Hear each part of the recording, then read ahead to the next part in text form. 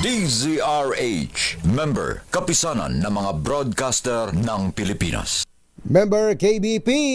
Oras! Eksakto, en punto. 6:04.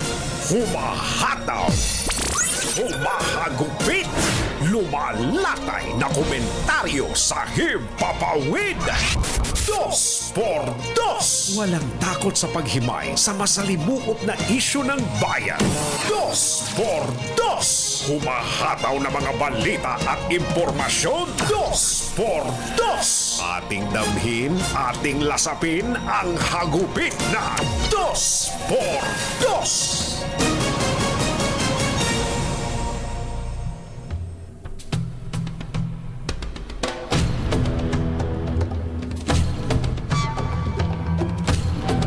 Nanumpa na si Donald Trump para sa isang makasaysayang ikalawang termino bilang presidente ng Estados Unidos at nangakong magsisimula na ang Golden Age sa Amerika.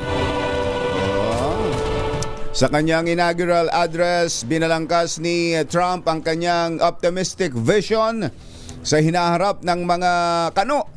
Hindi lang ng mga kano. Sino pa? Pati ang mga kana.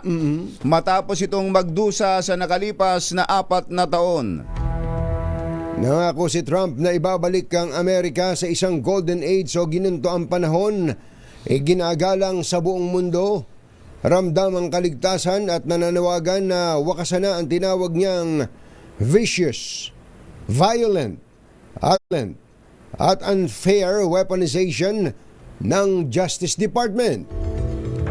Habang nagtatalumpati at binabatikos ang mga kasalukuyang policy ng kanyang bansa na nagdulot daw ng crisis of trust and corrupt establishment, nakikinig si dating US President Joe Biden na nakaupo sa likuran niya sa US Capitol Rotunda. Isyu ng bayan. Dos. Pag maitim ang balak, magtago ka na. 2 por 2. Si Jerry at si Anthony, narito na. 2 por 2. Hahataw ng todo, urado ka. 2 por 2. Ang katotohanan, dala nila. 2 por 2. Walang sinasamba pali, maniwala ka. 2 por 2. Hataw ng gusto, tol, umasa ka. 2 por 2. 2 por 2.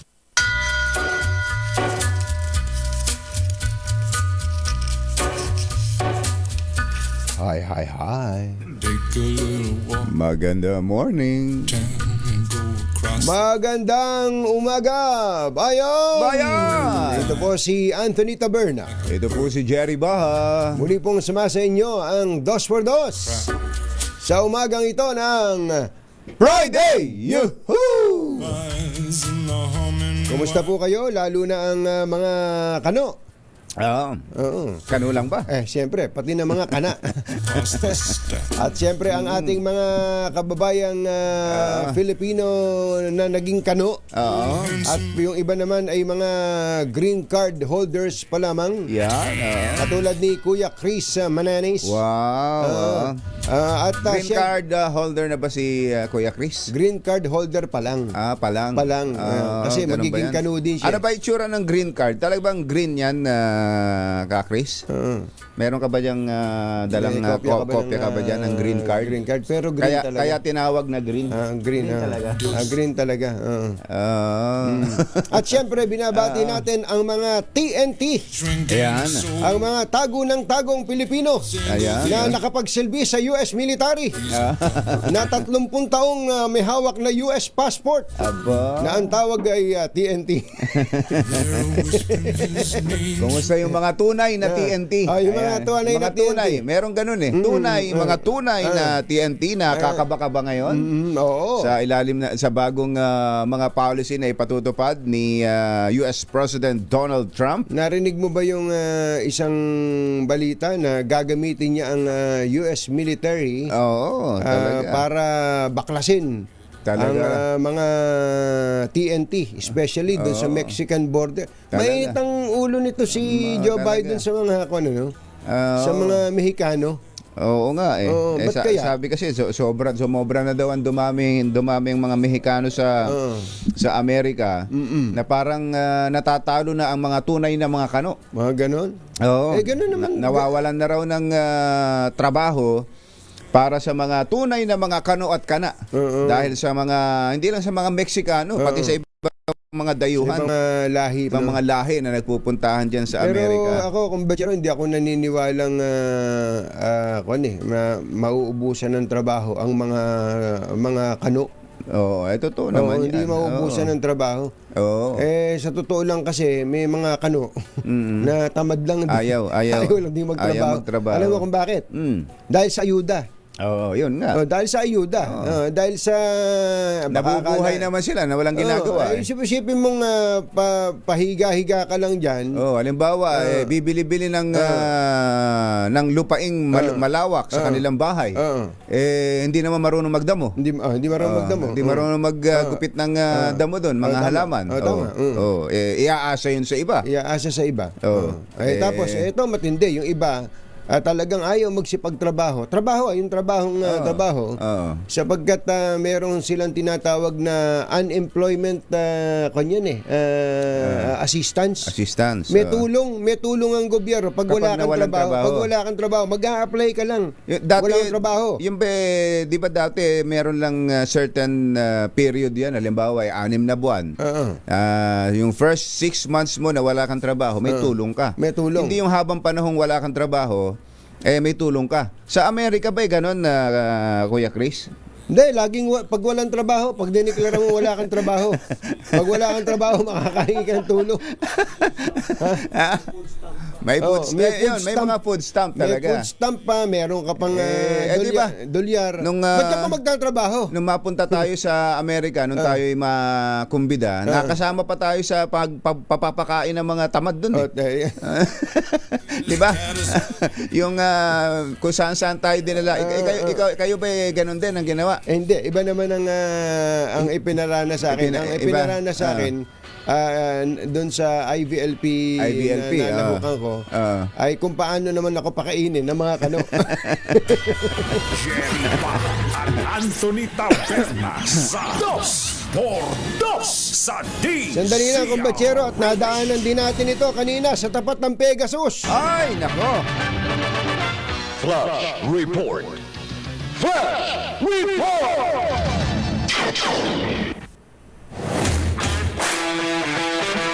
May aksidente. Nag-turn turtle. Ang, Naging pagong. Naging pagong. At yan sa tapat ng Pegasus. Ano ba nangyari dyan? RH5 Al Gonzales. Coming Val! Ilang minuto pa lamang ang nakalilipas Jerry Anthony nang maibalik sa kanyang dating tayo. Itong isang Nissan Terrano na ito, lumang Nissan Terrano, nang nagmamaneho ay isang estudyante. Bumalik na dito, tumihaya ito sa westbound lane ng Quezon Avenue ngayong madaling araw. Tindi nga biruin mo yung mapatihaya niya yung Nissan Terrano. Oo. Hindi, ang pangalan yata talaga niyan, Nissan Tihaya eh. kaya pala. Ano nangyari, Val? Na idlip pa. Ayo, nako. Idlip itong third year education student ng National University, isang lalaki. Galing ng Quezon City at papasok na sa kanilang eskwelahan dyan sa lungsod ng Maynila. Naidlip.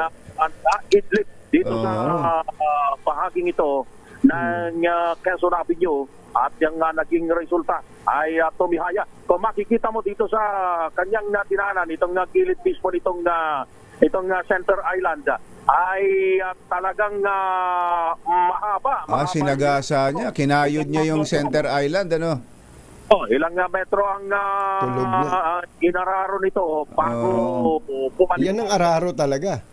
Oh. Inararo talaga yan, oh. Inararo nito. At makikita ko pa rito sa bakas nitong mga halaman dito, talagang nagkandasir at maging itong pinaka pader na malit mismo nitong Center Island ay talagang nasira. At mabuti na lamang Cherry Anthony hindi walang sugat na tinamo. Aba. Ganon. Galing.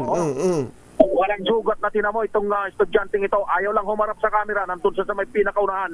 At rumisponde na rin yung dalawang mga kaibigan nito na mga babae na nakatira malapit lamang dito sa lugar para saklolohan itong kanilang kasamahan. At wala namang sugat. Mainam, ano? Saan daw ba galing, Val? Aling ng kanilang bahay, naka-uniforme na, Anthony. Oo, papasok na, ano? Sa eskwela. Papasok na. Nakatulog.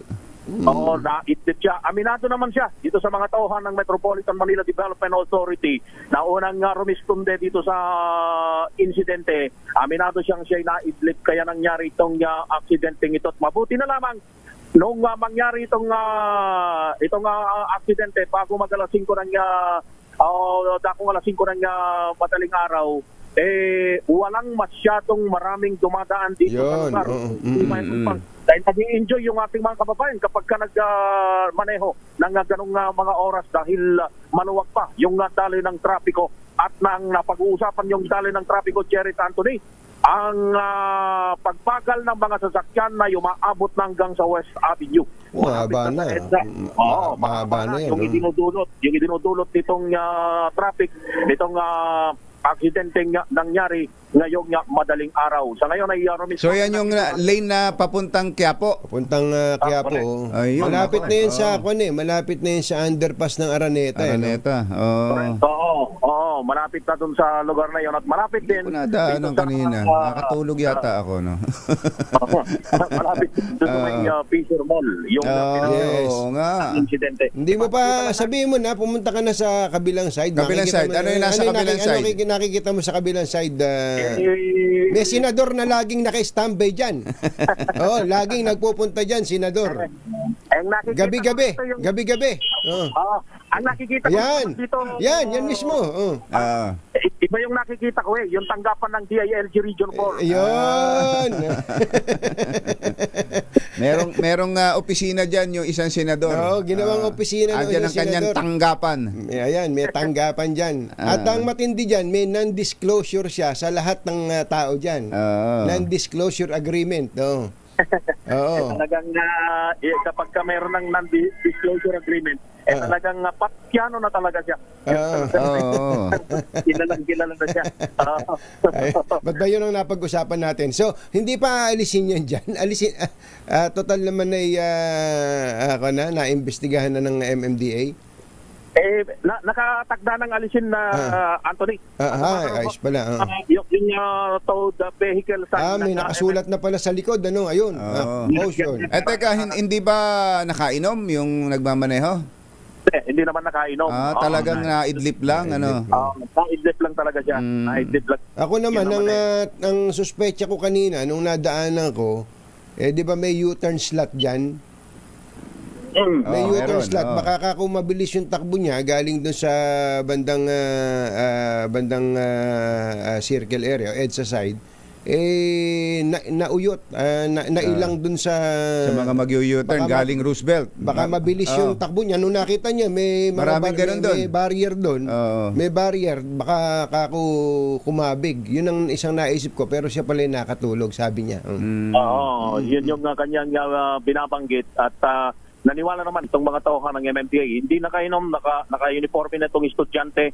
Madaling araw siyang umalis sa kanilang bahay dito sa Quezon City para doon sa pang-umagang klase sa National University. Sino ba yung nasa likod na yan? Si Rambo ba yan? Oo, yan, si Rambo. Si Rambo pala yan. Rambo! Tawagin mo nga, pabatiin mo. Pabatiin mo nga si Rambo. Ito, nakita natin. Ito. Ang the legend, si Rambo lang.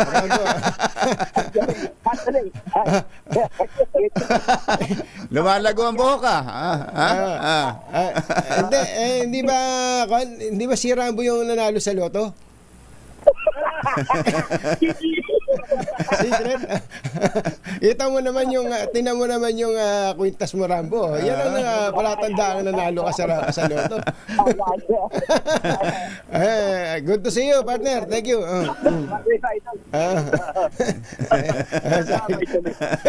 Nakachismis pa. Ayos. May tuloy itong si Rambo Labay. So sa ngayon ay nakatakda ng tanggalin, hilain ng MMDA rescue team itong lumang Nissan Terrano na ito na naaksidente, bumaliktad, pero ang kabutihan ay nasa ligtas na kalagayan at walang tinamong sugat sa katawan itong lalaking estudyante ng National University. So yung mga kababayan natin mukhang yung traffic nito ay baka umabot na ng EDSA kasi kanina ay West Avenue dahil doon kami nanggaling sa may lugar na yon bago marating itong lugar na ito. So yan ang sitwasyon dito sa kapanan ng Quezon Avenue, dito sa Quezon City. Ako si Val Gonzales, DCRH, una sa Pilipinas, una sa Pilipino. At Anthony Taberna sa 2x2 sa DZRH. Kilala din pala ni Mayor Elgin Malaluan ng Bungabong Oriental Mindoro, si Rambo. Ganun ba? Oo, si Rambo. Ito mo, sikat si Rambo. At speaking of Quezon City, hindi magandang balita kay dating Mayor Bistek. Si Mayor Bistek pala ay sinintensyahan na napatunayang guilty ng Sandigan Bayan. Anong kaso yun, kumbachero? May kinalaman daw dun sa anomalous procurement of 32 million online occupational permitting and tracking system. Ganun. Computerization, computer project ng QC government. Matindi. Kasama niyang nasintensyahan si dating administrator Aldrin Cunha. Pero ito ay saan ba to? Sa Sandigan Bayan. So pwede pa silang umapila. And in fact, yung ganyan mga sentensya, pwede pang mag-file ng ng bail. Pwede pa extend yung bail, wag pa cancel yung bail kasi yun lang 6 na taon lang yata Ayan, so hindi katulad ng iba, yung diretso sa oblo. Yung mga ganitong kaso, pwede pang piyansa yan. Ang tabayanan po ang follow-up natin yan at iba pang mga balita sa ACS Balita. Susunod na. Oras po natin, 6:22 ng umaga. ACS Balita kasama ang 2x2 tandem Anthony Taberna at Jerry Baja. ACS Balita. Ang programang ito ay hatid sa inyo ng ACS Manufacturing Corporation, ISO certified, maker of world-class quality Pride detergent.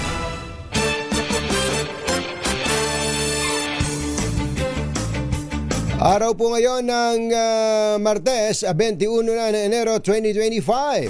Sa ulo ng ating ACS Balita, revenue collections ng pamahalaan tumaas ng 15% noong nakaraang taon. Aligasyon ni dating Pangulong Rodrigo Duterte sa blank pages ng 2025 national budget, itinanggi kasinungalingan lamang ayon kay Pangulong Bongbong Marcos. PBBM bukas sa 7 a.m. to 4 p.m. na pasok sa mga tanggapan ng pamahalaan. Ilang nilalaman ng sex education bill tinabla ni Pangulong BBM. Hinihinalang Chinese spy, 2 kasabwat na Pinoy, arestado ng NBI. At isang ama pinugutan ng sariling anak. Naku. Matapos makagalitan, chinapchap pa ang katawan sa Davao del Norte. Magandang umaga, Luzon, Visayas at Mindanao. Good morning, Philippines. Hello, world.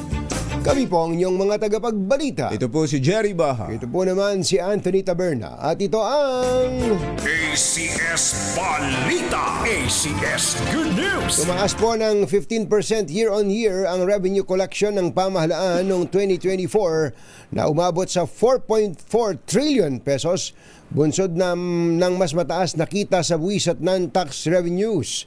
Noong nakaraang taon, ang revenues ay umabot sa 4.41 trillion pesos, lagpas sa parehong target na itinakda ng Development Budget Coordination Committee o DBCC at revised goal sa ilalim ng 2025 Budget of Expenditures and Sources of Financing.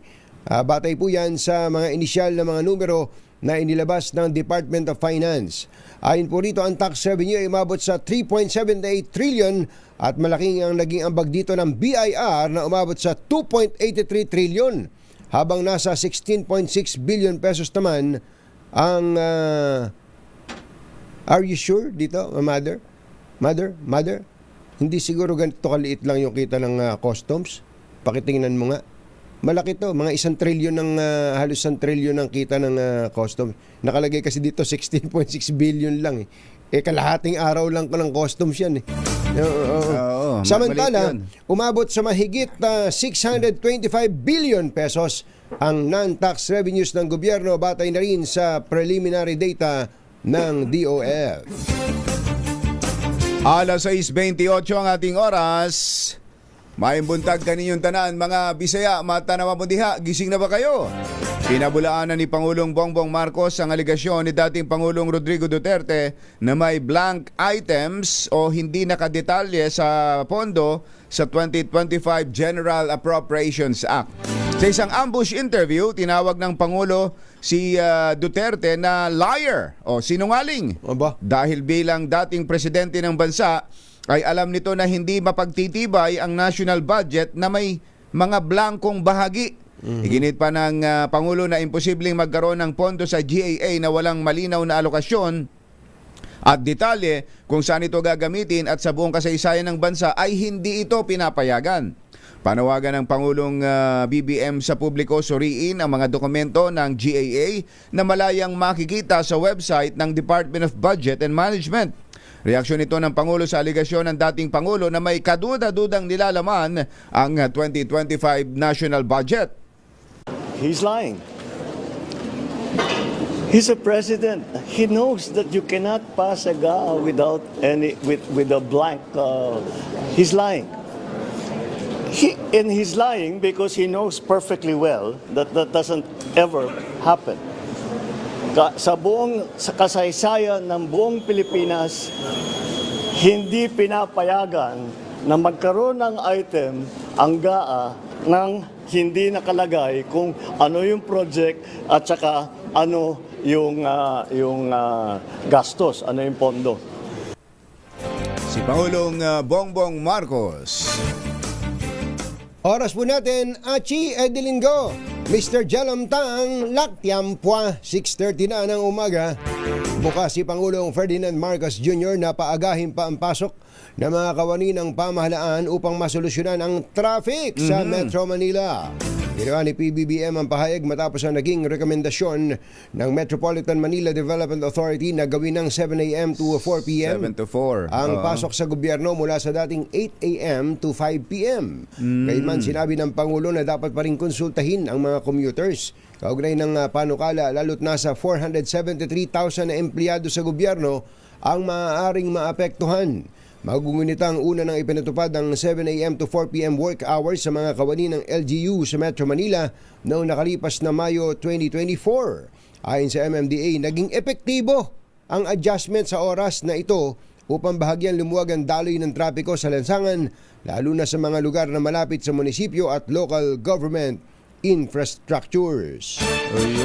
Ganun pala eh. Kung effective pala sa mga sa LGU pa lang effective. effective. Baka pwede nang isama ang national government ganun offices. pala karami kumbatsero, halos kalahating milyon pala yung mga empleyado sa mga national government offices. Ang dami Oo. O baka gusto nyo gawin niyang 6 to 2 p.m. O kaya naman, sumabay na sa atin. 5 5 a.m. to 2 p.m. Oo.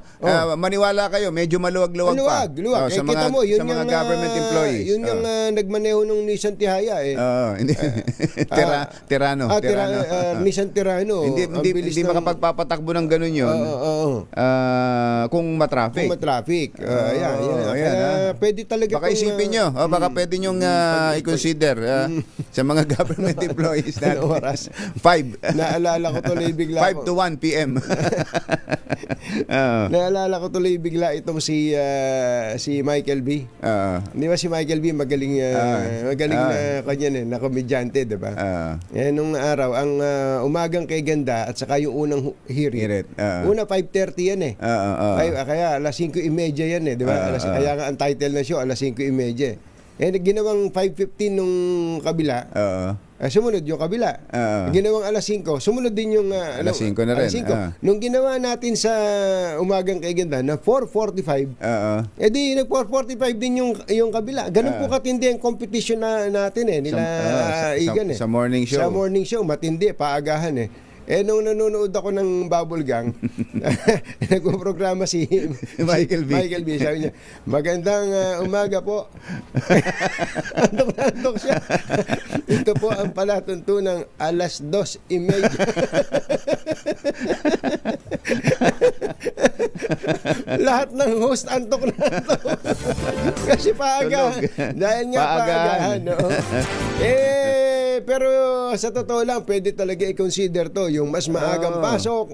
Nako, sasabihin nyo, hindi, sabay-sabay ding maagang papasok. Hindi, marami pa rin tanghaling pumapasok.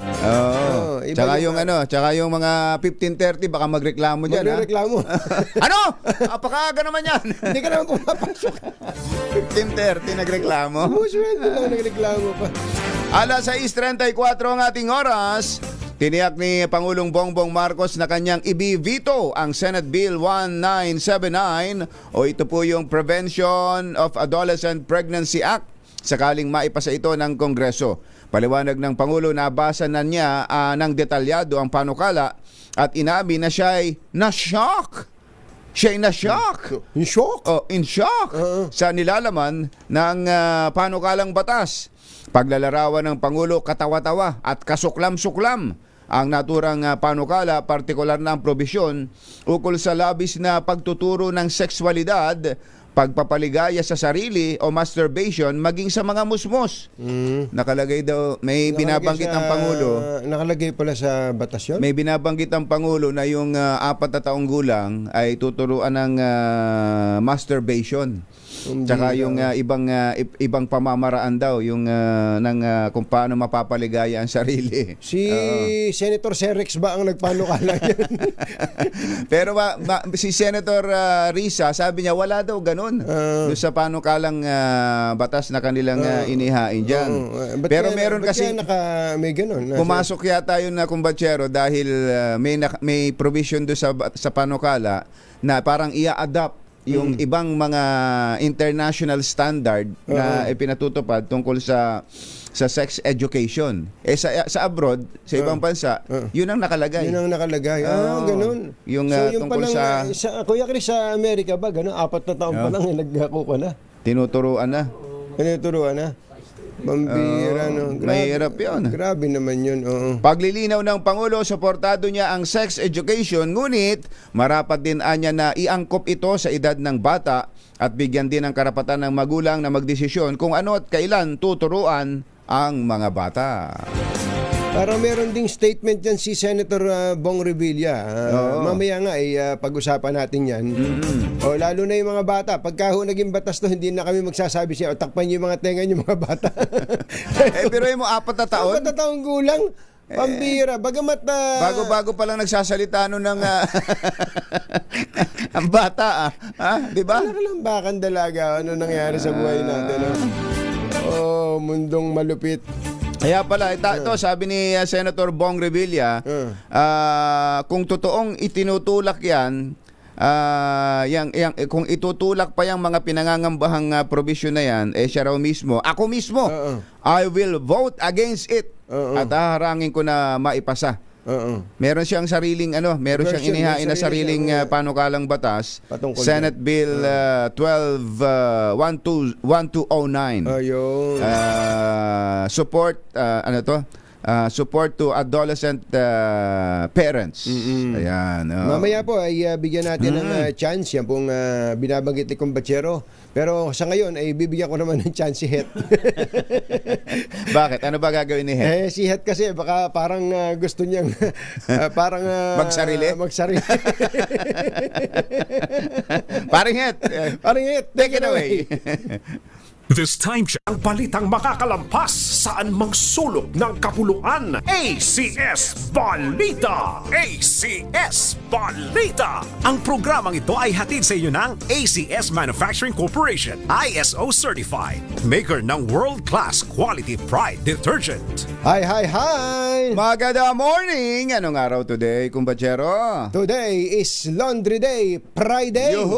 At pag Laundry Day Friday, all you need is Pride Washing Machine Detergent. May triple stain away formula kaya tanggalang makapit, madikit, malupit na dumit madya kaya easy ang labada. Kaya pala mula noon hanggang ngayon, All you need is pride. All you need is pride. ACS. Kasama ang 2x2 tandem Anthony Taberna at Jerry Baja. ACS Balita! ito yung masakit. Kaya nagpa-full tank na si John for a change kahapon. Oo, nagpa-full tank na kahapon dahil grabe. Mula po kaninang alas 6 ng umaga ay tumaas ng halos 3 piso ang presyo diesel ng produktong petrolyo, especially itong diesel. Ano ba sabi ng mga jeepney drivers? Alamin natin ang balita mula kay RH15 Giselle Ricafort. Coming, Giselle! Jerry, katunying magsasagawa ng noise barrage sa mga jeepney driver na miyembro ng piston kasabay ng halos 3 piso na taas presyo sa mga produktong petrolyo. Ayon dito kay Piston Pasay Secretary Marilyn Lapitan, iingayan nila mamayang alas 10 ng umaga sa Service Road ditong Ross Boulevard ang panawagang ibasura na yung oil deregulation law at ibalik ang kontrol ng presyuhan sa pamahalaan. Nais din ng mga jeepney driver na suspendihin muna yung excise tax sa ilalim ng Trino Tax Reform for Acceleration and Inclusion Law at ang value-added tax o VAT. Kulang na nga nila yung kinikita ng mga driver na babawasan pa sa grabing taas presyo sa petrolyo at hindi naman nararamdamang mga rollback. Pero tutol yung grupo sa plano ng ilang transport group na buhayin ang petisyon na itaas sa 15 ang minimum na pasay sa jeepney mula sa kasalukuyang 13 pesos. Katuwiran ng mga ito, hindi naman daw tumataas yung sahod ng mga uring manggagawa na pihadong maaapektuhan ng gusto kung sisipa rin ang pamasahe sa jeep.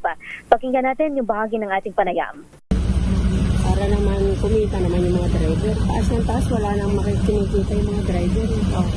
Tsaka yung mga commuter.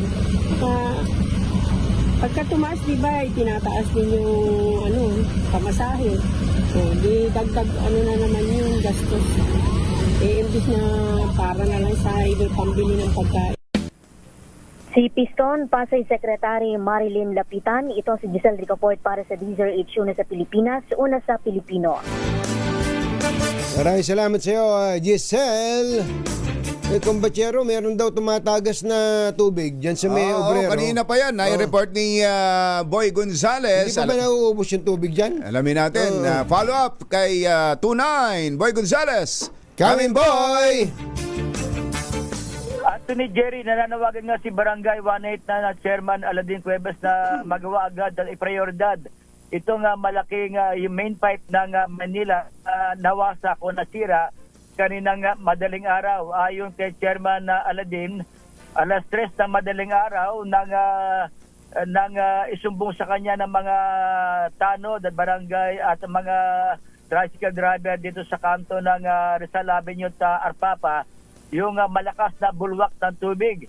Yung 2 linggo na raw to, Anthony Jerry, na may maliit na tagas. Pero kanina madaling araw, biglang lumakas at ito yung pinaka main pipe ng Maynilad na Maynilad pala. Pero parang ginagawa talaga, boy, ano? Parang Hindi. may butas. Tapos may barrier. Dalawang yung may barrier, yung may butas, Pero yung mismong bumulwak na tagas sa malakas, Sa yung labas malakas na pala. pressure, dito yan sa may Pinaka Creek, yan Estero de May Paho, yung nasa gilid ng creek, malakas na malakas. Itong, Hindi doon sa may ginagawa. Hindi doon sa may ginagawa. Magkaiba pala yan. Kasi pinapakita din to. Iba pa yun. Akala ko yung sa may ginagawa eh. Hindi pala. Katabi lang yun, katabi. Pero yung mismong tagas, Huwag na nyo pakita to. Yan na lang, pakita lang. Yan na lang. Oh. Yan na lang mo, wag na muna ipakita na, dala ko kasi katabi yan eh. Yan yung mismo nga pinaka malakas na pressure ng tubig. Yun siya. Yan, pagka nawala yan ng tubig yan, kaya nga kanina nanawagan na Sayang, sayang tubig. sa mga residente na mag-ipon na ng tubig kasi pag puntahan na ng Maynila to, maraming residente ang mawawala ng tubig dito sa naturang lugar. Pakinggan natin si Chairman Aladin Cuevas. Sigal ng Botoda, alas 3 ng madaling araw, lumakas ng ganyan. Pero mga launa, maliliit na leak lang. So sa lakas ng pressure na nakalagay ngayon sa main pipe, lumakas ng ganyan yung pagkakaano bandang alas 3 ng umaga. At nanawagan na po kayo sa Manila? Nanawagan naman kami, nakakontak naman ako, nagkaroon ng reference number, actionan daw po kagad. So tatawagan ko na lang po ulit after 30 minutes para kulitin sila. Yung una po, ilang linggo na pong may tagas po yung main pipe? Yung unang tumagas to siguro mga 2 weeks ago, ni-repair lang nila pero yung repair pangsamantala lang. So may leak pa rin yung repair, humanap ng ibang pag-aanuhan yung pressure ng tubig nila. So nangyari, dito sa dugtungan nila lumabas na naman yung isang napakalakas na tagas. Yan Anthony Jerry, si Chairman Cuevas ng Barangay 189. Ito si Boy Gonzales para sa DZRH, una sa Pilipinas, una sa Pilipino. Maraming salamat sa iyo, Boy Gonzales. Matindi yung tubo na yun. Nawasak ang lumang tubo ng nawasa. Oo. So ito pala ay Maynilad. Maynilad. Maynilad, ayan. Pakiayos siya po yan sa lalong madaling panahon. Sayang, sayang ang tubig. Ang isa pang nakakatakot yan, baka makasama sa system loss yan. Oo. 10 minuto na lang, alas 7 na ng umaga. Sa iba pa nating balita, arestado ang isang Chinese national at 2 Pinoy dahil sa paniniktik sa ating bansa. Kinilala ang mga nahuli ng pinagsanib na pwersa ng NBI at Armed Forces of the Philippines na sina Yuan King Deng. Sino? Si Yuan King Deng. Isa daw po itong software engineer at mga Pinoy na sina Ronel Jojo Balundo Besa. Engineer pala yan. At Jason Amado Fernandez. Ayon kay NBI Director Jaime Santiago, gumagamit ang mga ito ng mga makabagong teknolohiya at kagamitan para kumulekta ng mga data at topografiya ng bansa. Nakuha mula sa mga sospek ng iba't ibang larawan ng kampo sa bansa, kabilang na ang Campo Crame, Campo Aguinaldo at Fort Bonifacio. Lumabas din na inikutan ng 3 nasakote ang paliparan, local government agencies, EDCA sites at ilang mga shopping mall sa Pilipinas. Hawak na ng NBI ang pasaporte ng Chinese national at natukoy na 5 taon na siyang nananatili sa bansa. Isang 41 anyos na lalaki ay inaresto matapos itong pugutan ng ulo ang 60 anyos na sariling ama at paghiwa-hiwalayin ang katawan nito sa loob ng kanilang bahay sa Tagum, Davao del Norte. Puro dugo pa ang katawan ng suspect nang ito'y arestuhin at isakay sa police car matapos ang krimen. Sa inisyal na investigasyon, nakagalitan ng tatay itong suspect dahil ilang araw itong hindi umuwi ng bahay.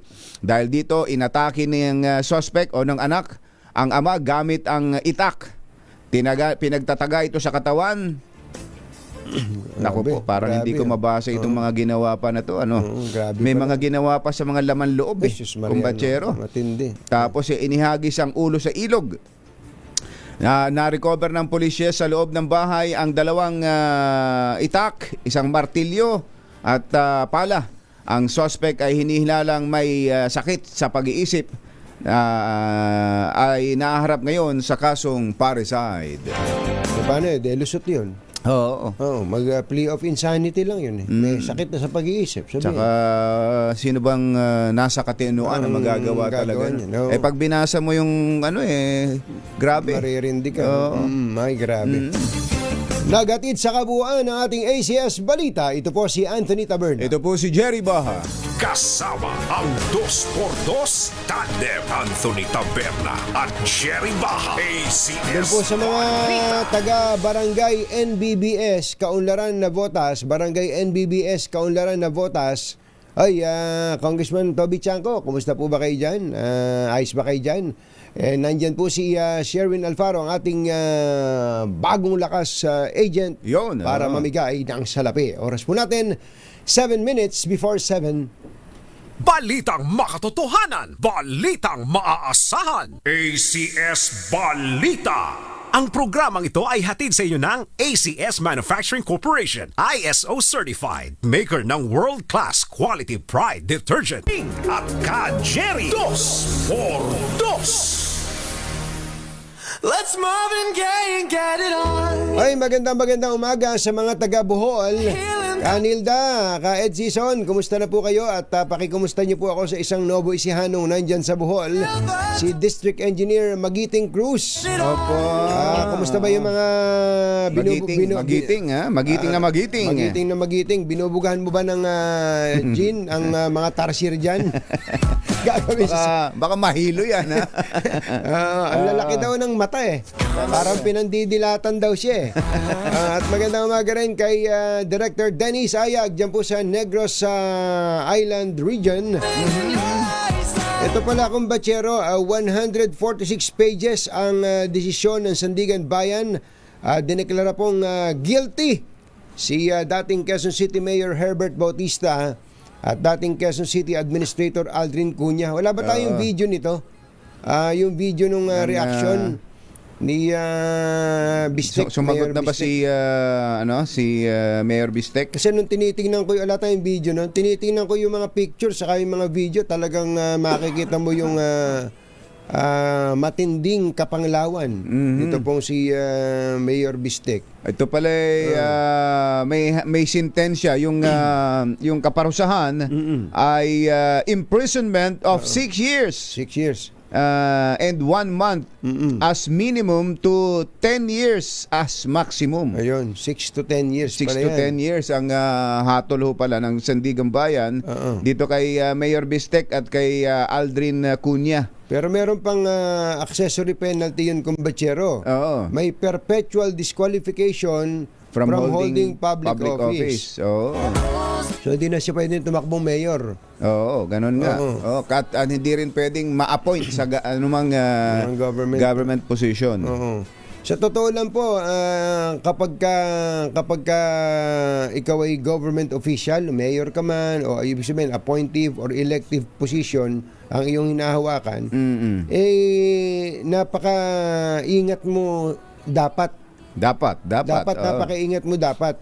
Pero ang nangyayari kasi kumbachero ngayon ang lalakas ng loob ng iba eh. Oo. Bakit? Bakit malakas ang loob? Bakit? Kasi kasabwat yung mga nakapaligid. Ayun na nga. Yung mga dapat na yung may tinatawag kasing checks and balances na mekanismo, hindi gumagana sapagkat yung nakapaligid kasapakat din. Ayun na nga. Bukod dun sa sistemang yon, naging kalakaran na rin ang ginagawa ng iba, wag magnanakaw ng maliit. Kasi dati, kapag maliit ang ninakaw, nakukulong. Oo. Tulad dito, magkano pinag-usapan dyan? 32 million. Sabi siguro, 32 million. 32 million. Baryang-barya ho yan. Kung pag-uusapan sa kabuang corruption sa pamahalaan. Kaya yung iba, by the billions. Grabe, Hindi lamang sa dami ng perang nanakawin para maraming maibulsa, kundi pambayad mo rin. Pag ikaw ay nakasuhan, meron silang panggastos. Yun ang Sa masakit. kanilang depensa. Yun ang pinakamasakit sa lahat.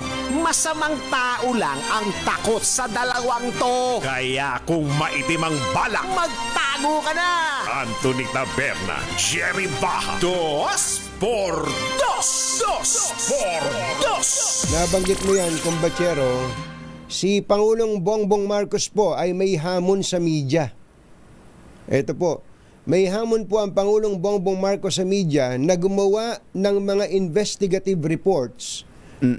Ito po mga taga-media, gumawa ng mga investigative reports na may kinalaman sa corruption sa gobyerno. Sapagkat gusto niyang may detalye. Bagamat meron na siyang nakumpirma tungkol sa garapal na katiwalian sa gobyerno, nakumpirma in the sense na may mga rumors going here and there. Pero ang gusto niya, detalyado. Yung may detalye at sabi niya malaki ang mahitutulong ng media para matigil ito at mapanagot ang mga may kagagawa nito. Kasi halimbawa, yung binabanggit natin sa mga public works projects, sa mga tinatawag na flood control projects na isa po yan sa pinakamatinding sources of corruption sa pamahalaan, ang nangyayari, may bentahan ng project. Merong Project pa lang, ibinebenta na. Binebenta na yung project. So may kikita ng congressman doon. May funder may financier Ang kalakaran may 20%. Doon pa lang sa pagbebenta ng project, yung may hawak ng project, kita na yung may-ari ng project. Meron na siyang ibig sabihin may-ari ng project, sa kanya nakapangalan yung project, pero project ng gobyerno yun, syempre. Alam natin. Pero sa kanya nakapangalan. Sa kanya nakapangalan. At dahil sa kanya nakapangalan, siya ang hahanap ng kontraktor. Ito, kumbachero, sa district niya i-implement, sa lugar na gusto niya, gagawin yung project. Totoo. At ang totoo nun, hindi lang sa district niya, kung sino nga bumili. Kung sino nang bibili. Kahit saan. Lalo na kung ang project... Kaya nauso yung parking, kumbachero lalo na kung ang project asphalting, ayan, yung o kaya flood control. Flood control na to, na napakalaki ng SOP. Tapos po, nabenta ng 20%. May kita ng 20% yung may-ari. Ito namang financier, ang gagawin niya, ibebenta lang din niya. So magkano niya ibebenta? Pwede ibenta yun. 35 to 40%. So ang matitira na lang sa project, 60%, kumbachero. Mario Josep, ano? Siyempre, yung gagawa niyan, alam nga namang gumawa lang siya ng walang kikitain. Siyempre, meron siyang kita dyan. Eto na po. Sino po ang pumipirma? Sino pumipirma? Mga kontraktor. Sino pumipirma? Sa bandang dulo, mga taga-DPWH. So, sa madaling salita, yung mga unang nagbenta, si congressman, lusot. Yung pong pangalawang nagbenta, lusot. Yung pong pumirma sa papel, yung pumirma po sa dokumento, nag-implement ng project na mga taga-DPWH, sila ang makukulong. Project na ampaw.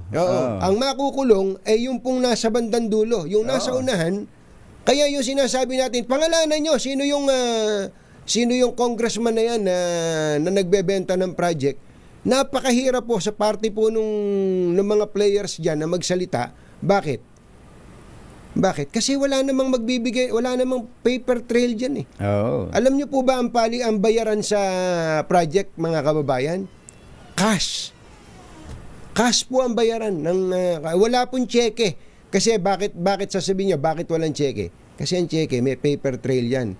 May matutunton ang mga mag-iimbestiga. Kaya ang sabi po ng Pangulong Bongbong Marcos, siya ay humihingi ng tulong sa mga media men na gumawa ng investigative reports tungkol po sa corruption, especially sa mga government projects, para daw po matigil ito o kaya mapanagot ang mga may sala.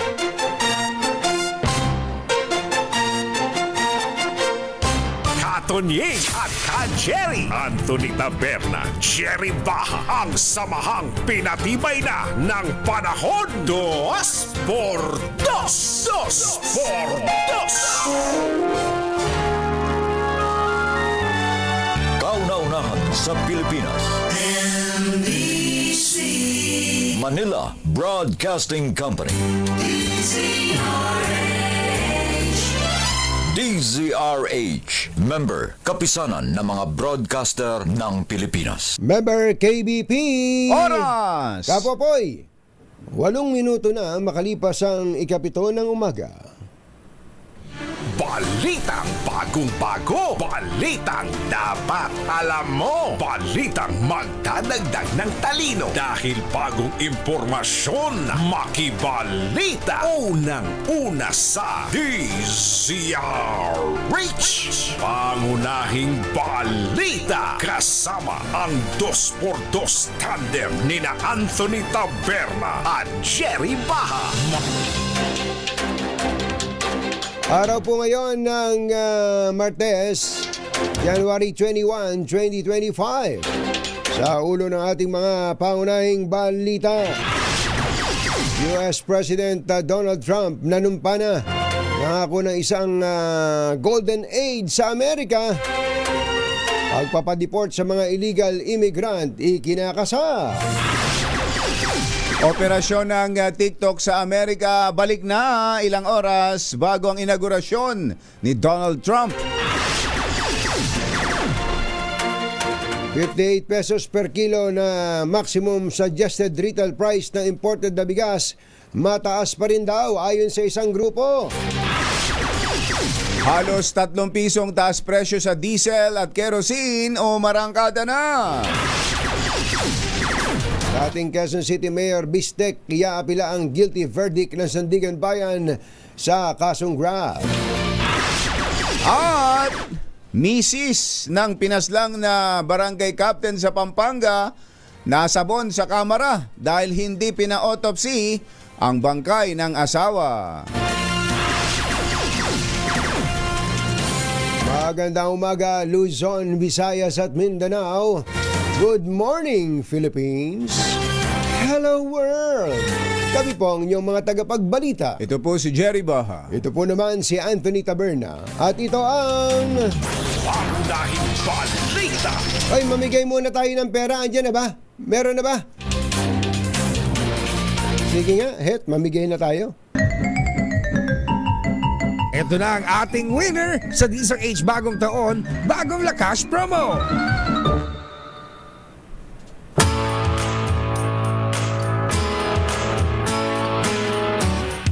Mula sa kaunlaran na botas, mamimigay ng pera si Bagong Lakas Agent Sherwin Alfaro. Sherwin! Go, go, go! Actually, Jerry, isa ang ating programa sa mga unang tumugon dito sa naisin ng Pangulo na alamin, ugatin at hanapin kung saan nagsisimula ang korupsyon. At natunto natin dito sa Barangay NBBS Kaunlaran na kung saan nagsisimulang magkaroon ng bentahan ng mga proyekto. Dahil itong pupuntahan natin, namatagan natin na may mga labas-masok na mga tao na may mga dalang folder. May mga dalang folder, may mga dalang papeles. At dito sinasabi na nagsisimula ang mga bentahan ng proyekto. Nanonood pa sila ng DZRH dito sa computer shop. Magandang umaga kayo po, may-ari. Opo. Anong masasabi niyo dito nagsisimula ang bentahan ng project? Ewan ko lang kung totoo yung mga balita na yun. Ang mga estudyante na dito ng project, dito pa sila gumagawa? Oo. Dito sila gumagawa, Anthony, Jerry. Tignan mo yung mga computer na yan. Itong ginagamit ng mga nag-aano ng bentahan ng project. School project ba yun o ano? Opo, yung mga school project. School project? Ginagawa. School project. Ano pala? Nagbetenta pa ng project dito. Sila rin nagpapapray, nagre-research. Sila. Pero hindi dito magpumuli, action. Hindi po. Nag-aaral pa eh. Pero huli-huli namin kayo. Nanonood kayo sa TV. Opo, wala. Maghapon na po yan, nanonood ako sa DZRH sa YouTube. Pagkagising nyo, pagbukas ito computer shop. Pagbukas nyo, hanggang gabi na yun, dire-diretso na. At sino paborito mga announcer pagkaga? Si Jerry Baha, tsaka Anthony Taberna. Jerry Baha, Anthony Taberna, 2x2. Ka na magbebenta na, meron ka 1,000 pesos. Maraming salamat po, DZRH. At meron ka pang regalong grocery mula sa DZRH. Salamat to, maraming salamat. Dagdag to. Malaking dagdag. pandagdag sa... Ngayon, wala tao ngayon. Mamaya pa po, mga 8 o'clock. Maaga pa. Opo. Maaga pa pala. Wala pa yung mga nagbentahan ng school project.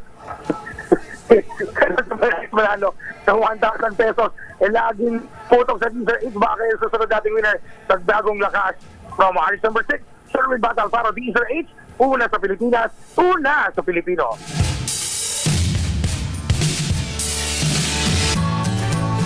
Mga nangunguna at mga bagong balita sa DZRH. Pangunahing balita. Alas 7:14. Ang balitang ito Eri Baha, DZRH. Pangunahing balita.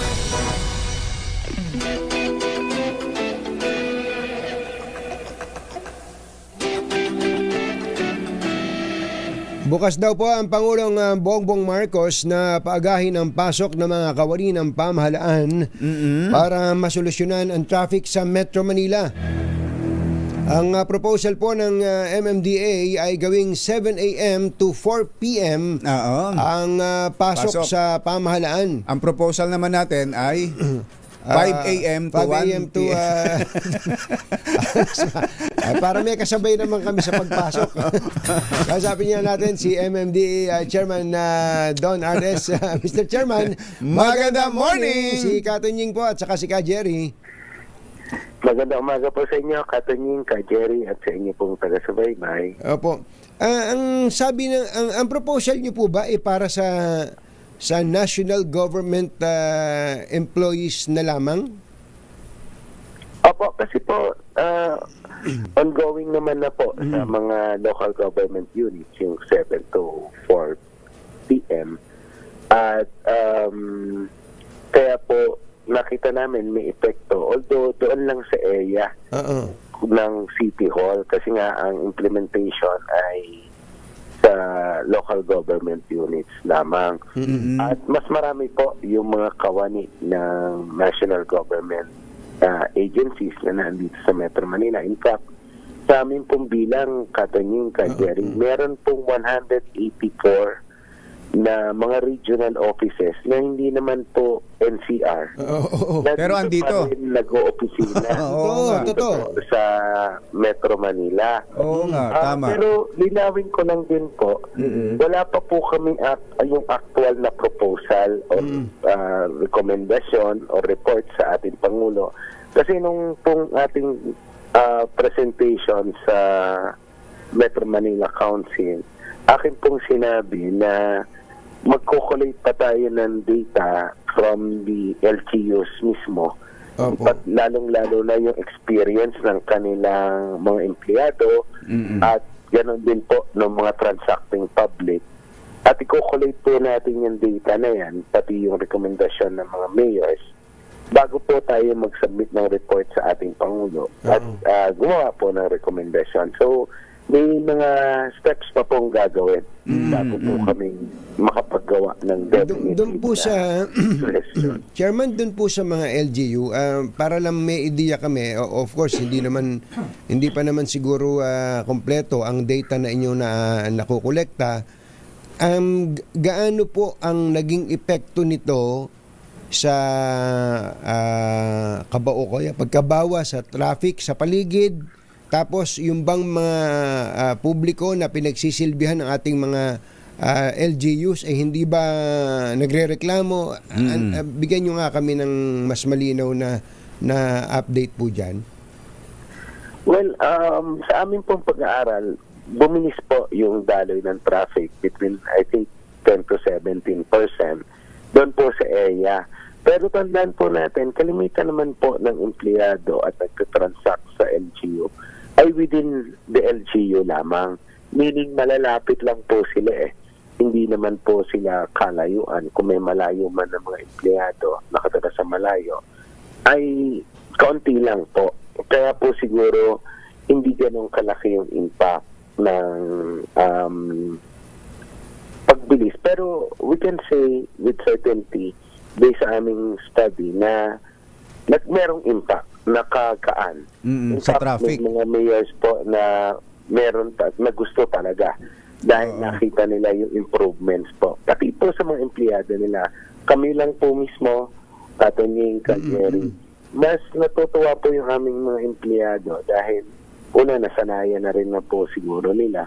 And pangalawa, yung pag-uwi daw po nila ay mas mabilis ngayon. Isa noong umuwi sila ng 5 p.m. Dahil hindi pa nila nasasapol yung pag-uwi nila. Yung rush hour hindi talaga. nila nasasaktuhan yung rush hour na sobrang bigat. So, nakaka-save daw po sila between 30 minutes to 1 hour sa travel time na na-spend daw po Malaking nila bagay sa yun. family nila. Chairman, doon naman sa sa serbisyo na napaaga sa mga LGUs, doon sa mga nagpupunta sa City Hall para may mga transaction, anong feedback sa kanila? Well, kalimitan naman po ng mga LGUs ay nag-extend, naglalagay ng skeletal force between 4 to 5 p.m. Hindi po nila sinasara completely. Kaya naman po wala masyadong effect sa transacting public. Although yung isang feedback po na na-receive namin, syempre may konting additional sa operational cost nila. Kasi nga po syempre mayroon pong kuryente na additional na nai-incur. Ayun, oo. So siguro ang dagdag pang consultations, Chairman, sa mga government agencies, lalo na yung mga yung direktang yung mga national government agencies na may direktang transaction sa publiko, yung pinupuntahan ng mga tao. LTO.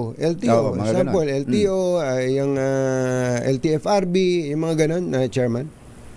Apo, tutuloy-tuloy naman po namin yung consultation. Mag-iikot po kami sa iba't ibang ahensya na para po kunin yung kanilang opinion. Tama po kayo, lalong-lalo na po yung mga may nagtatransact. Although, yung feedback na nare-receive namin, like kunyari sa mga LTO offices, normally na yan daw po pagpahapon medyo kumakaunti na nung nagtatransact sa kanila. Mas marami raw po talaga yung bug sa umaga. Opo, ang tingin ko naman po, sanayan lang din po, like po sa amin, yung mga tumutugos po ng mga lisensya or yung nagsesettle ng huli, ay ang bug din po sa umaga eh. At alam po nila na ang cut-off po namin ay hanggang 4 p.m. lang. So, eventually nakasanayan Masasanay din, ano? Wala naman po kaming receive na reklamo po so far. Tama po ba tong numerong binabasa namin? Almost 500,000 pala tong national government employees na pinag-uusapan? Opo, tama po yan. At I think if I recall it right, nasa 40% po yata yung may sasakyan yan. 40% ng 500,000 o humigit kumulang 500,000, din mga nasa 200,000 cars to. Hindi naman po cars. May halo po yan ng motor tsaka motor.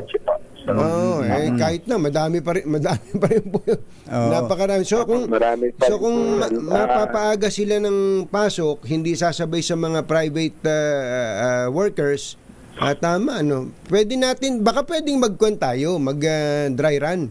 Parang ginawa po namin sa mga LGU. Nag-dry run po kami almost a year na by May. I think by May this year. Magwa 1 year kami. Kaya nga po nag 6 months nag-assess po kami 6 months after para po makita yung resulta. Tingnan po natin, po kami, tutuloy-tuloy po namin yung consultation. Tama po kayo. Imagine niyo po yung 300,000 na nagko-commute papunta sa mga opisina. Hindi na po yan makakasabay halos noong mga nasa private sector. Regular na nasa private sector. Makakaluag din po yan sa kahit papaano. transportasyon. Yes, makakabawas po. Tsaka lalo na doon sa peak Yung binabanggit nyo, Chairman, na mga government offices ng ibang regions na nandito sa Dito Metro sa Manila. Quezon Abbey, ang dami niyan. Quezon Ang dami Abbey niyan. Ano ba? Mimaropa, DILG. Ayan, sa tabi ng Pegasus, Chairman. BIR Region 12. Ano po yun? Ano po yun, Chairman? Ano po? Kaya hindi ko po ako nagagawin yun, kaya hindi ko po alam na yung Talaga lang, ha? So kasama ho yun. Kasama yung mga, kapag sinabi nating government offices, kahit na ang operation nila hindi dito, halimbawa ang saklaw nila ibang rehiyon, pero andito sila nag-oopisina, kasama yon, Chairman. Sa initial po kasi naming pag-aaral, dapat po lahat to make an impact. Dahil nga po, nasa kalahating milyon, almost 500,000 po yung government employees po ng national government. Ano po yung timetable natin dyan para po sa...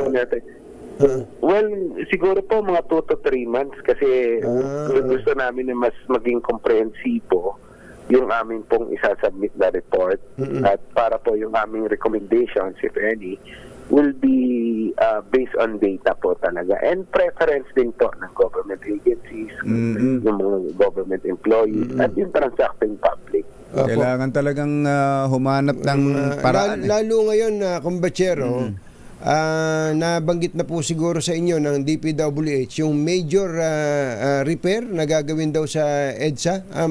Kailan ho mag-uumpisa yan?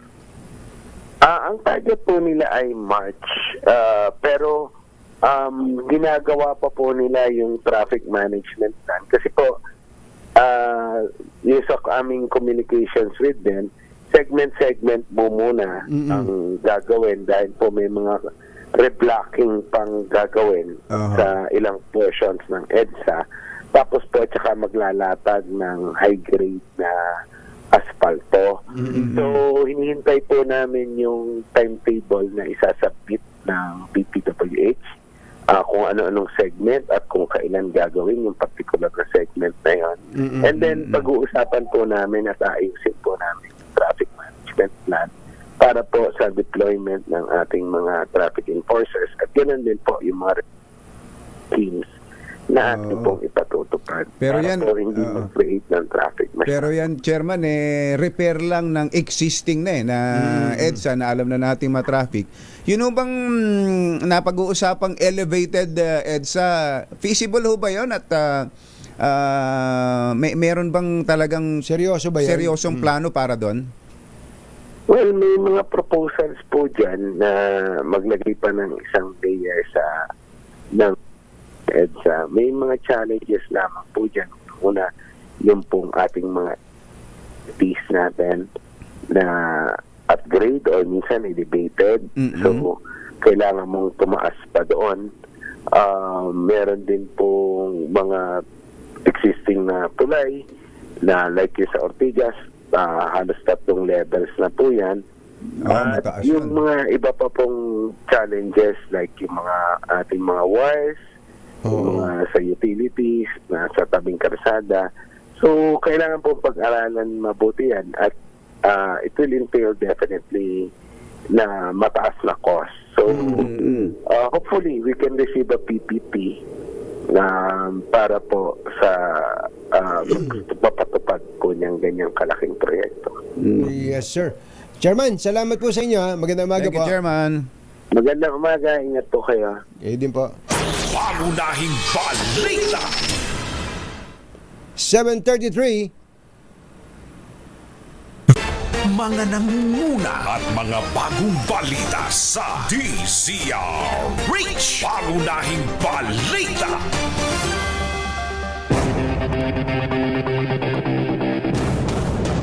Alas 7:40 na ng umaga.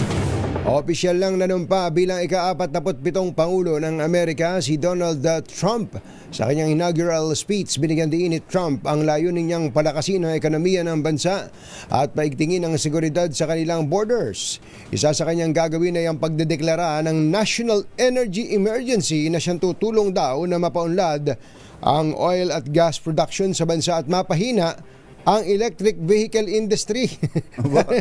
Nabaliktaran. Ano? Samantala, isa din sa naging matunog sa speech ng US President ay tuldukan ang pro-trans policies at pagsasabing male at female na lamang Ayan, ako. ang dalawang gender na kikilalanin ng US government.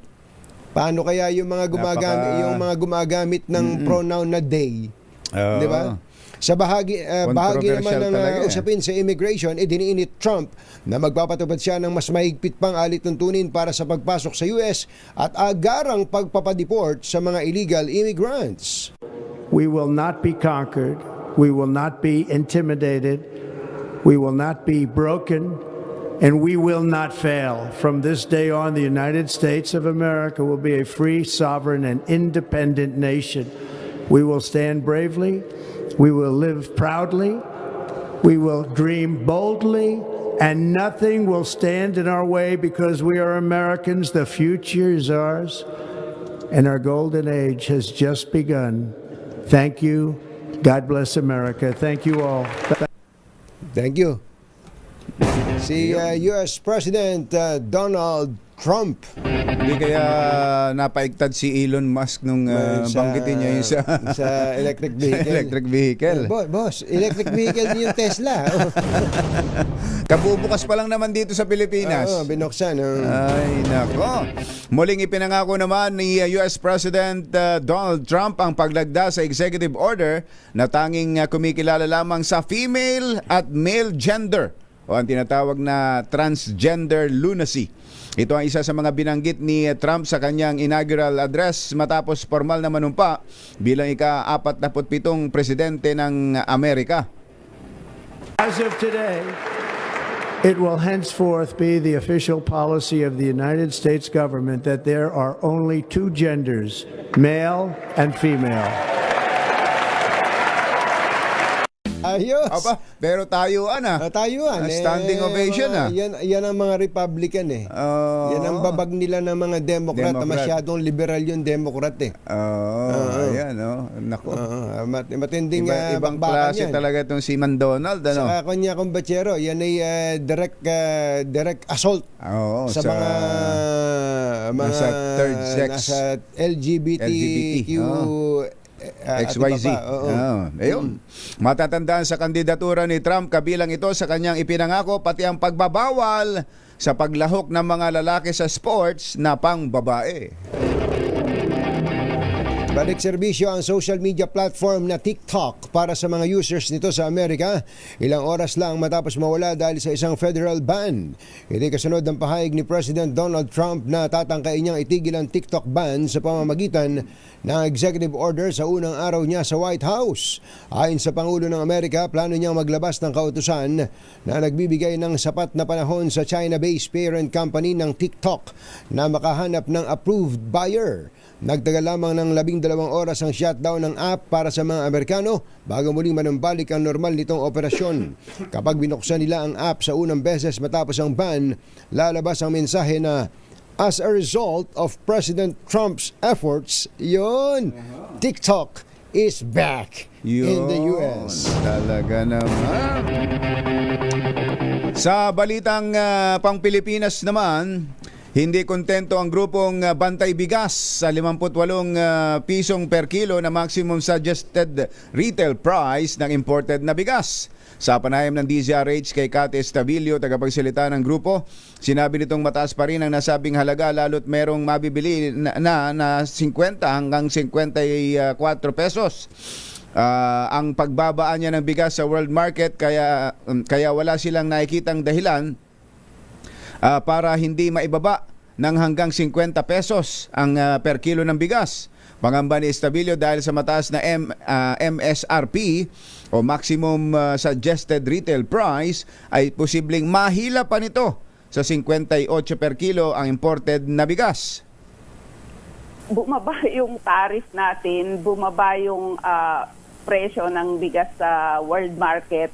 So meron tayong mga nakikita na imported na 54, 50, 55. So yung paglalagay ng suggested retail price na napakataas, tiyak hihilain niya yung iba pang mga presyo dahil mataas na yung inilagay niya given na ang binabanggit ay maximum suggested retail price. Ayun, si Cathy Estavillo.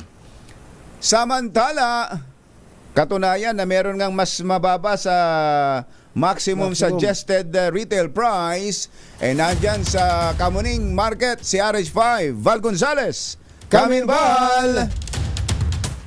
Jerry at Anthony, lokal na bigas na ay mas mura pa. Nasa 45 pesos to 56 pesos per kilo.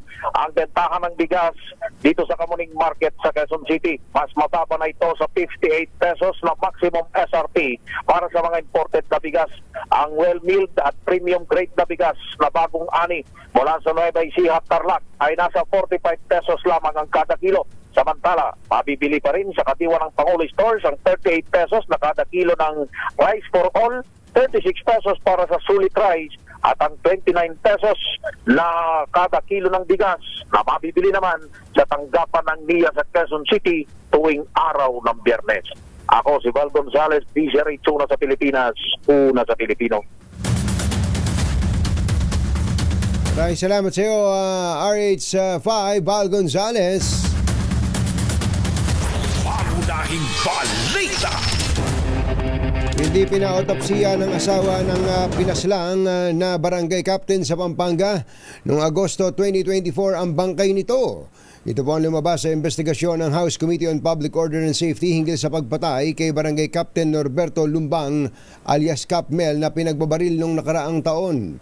Ayon sa misis ng kapitan na si Aray at Councilor Che Lumbang, hindi kasi sila naniniwala na mabibigyan pa ng hustisya ang pagkasawi ng mister.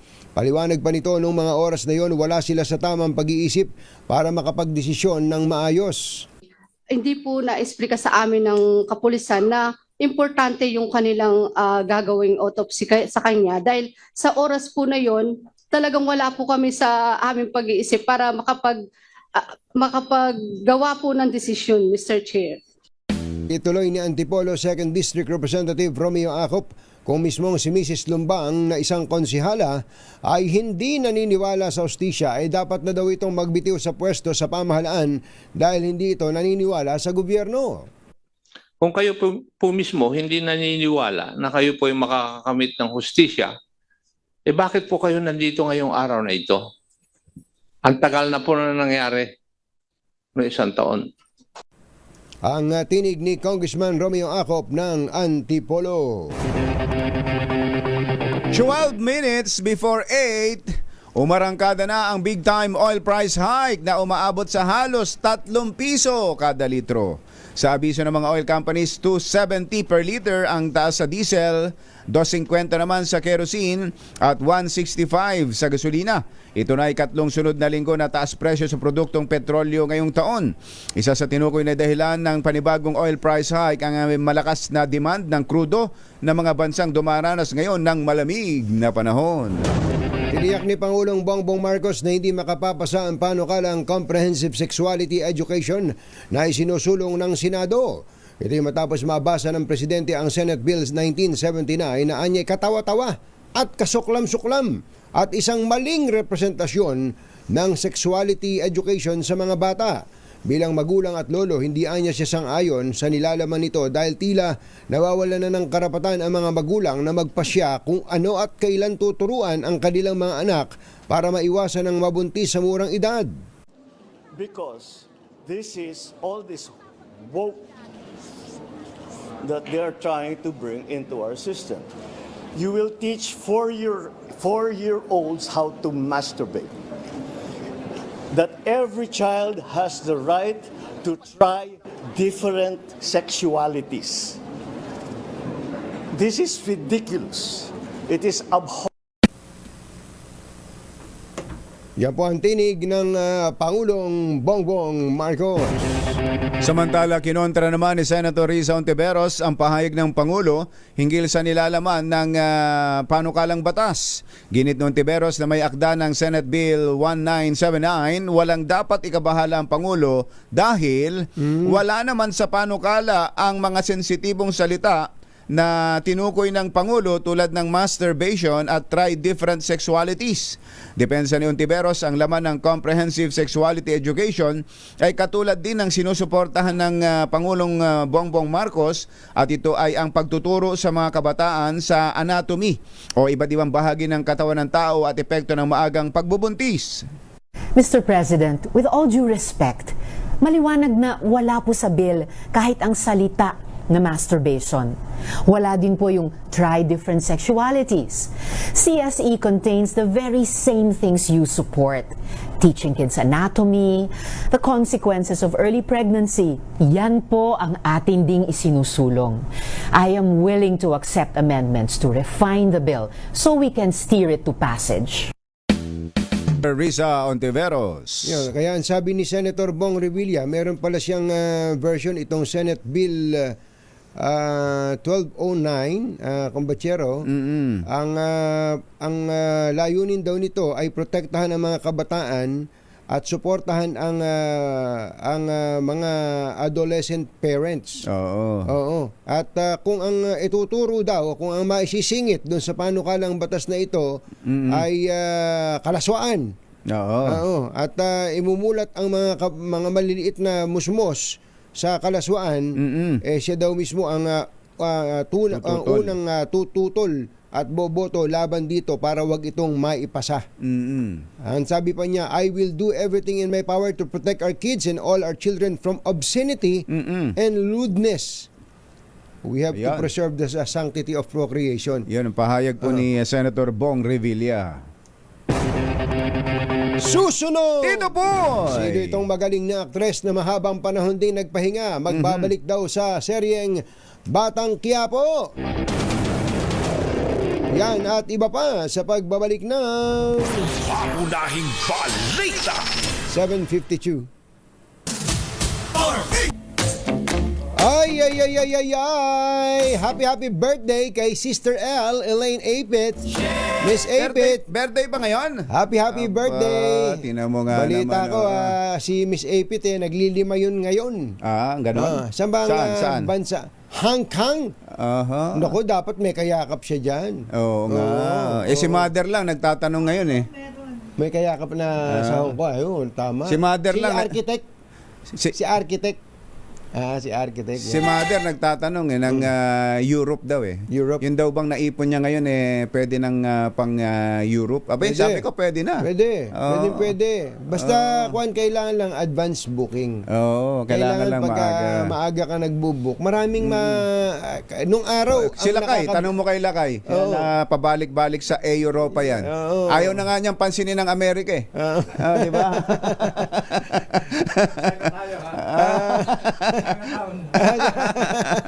Diba? At birthday din ngayon Kumbachero ni DSWD Secretary Rex Gatchalian. Secretary Rex, happy birthday. Wala ba tayong libreng pakain dyan? Wala ba tayong libreng akap dyan? Aikes.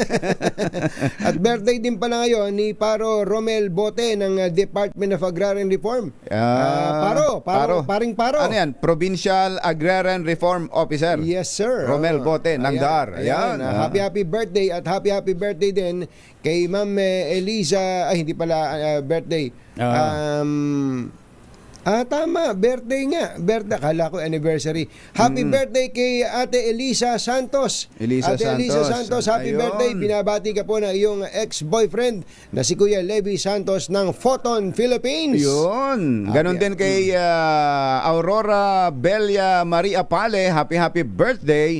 Binabati ka ni Papa Job and Mama Ivy and Lolo Tony and Lola Lynn. Ngayon ba birthday ni Boss Jomay? Ngayon mismo, ang birthday ni Boss Jomay Paroco.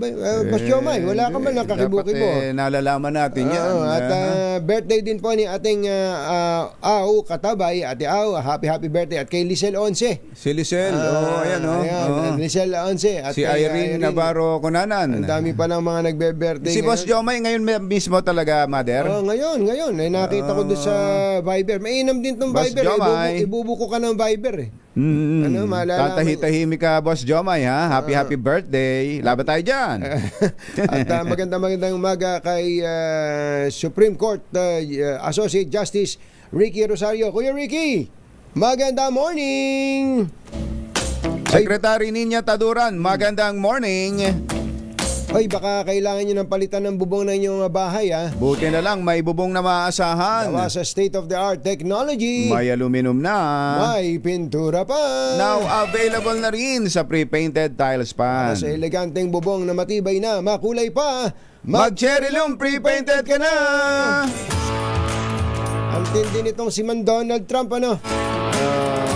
Ma-controversial yan, pero siguradong itong ginawa ni bukod Donald doon Trump. bukod doon sa mga illegal sa mga immigrants, ang hihintayin natin ay yung magiging action niya doon tungkol diyan sa binabanggit niyang dapat dalawang kasarian lang. Babae, lalaki lang. Male and female lang. Policy daw niya yan. Gera yan, palagay ko. Gera yan, kumbachero. Pero alam mo na si Donald Trump, sanay sa gera to eh. Lalo na gera ng bunganga. Sanay yan. Sa bungangaan. Maaasahan mo to sa bungangaan. At siyempre, ang mga TNT natin dyan, mga TNT. Ayan, yung tunay, ha? Yung tunay na TNT, ha? Yung totoong TNT. Meron bang, bakit? May peki bang TNT? Meron! TNT na pinepeke pa.